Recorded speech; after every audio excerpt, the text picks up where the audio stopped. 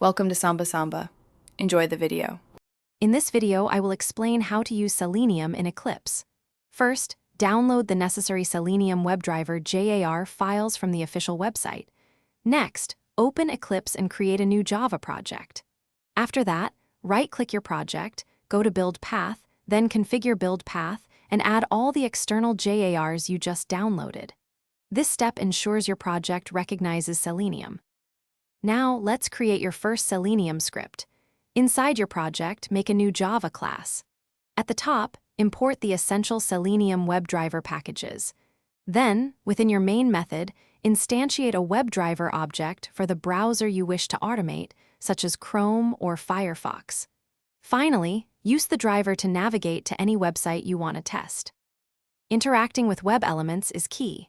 You can locate elements using different methods, like by their ID, name, class name, or XPath. Once an element is found, you can perform actions such as clicking a button, typing text into an input field, or submitting a form. Remember to use explicit or implicit waits to manage dynamic content loading effectively. To run your script, simply right-click your Java class and select Run as Java Application. Watch as Selenium automates your browser. If you encounter issues, like an element not found error, check your locators and consider adding more robust waits.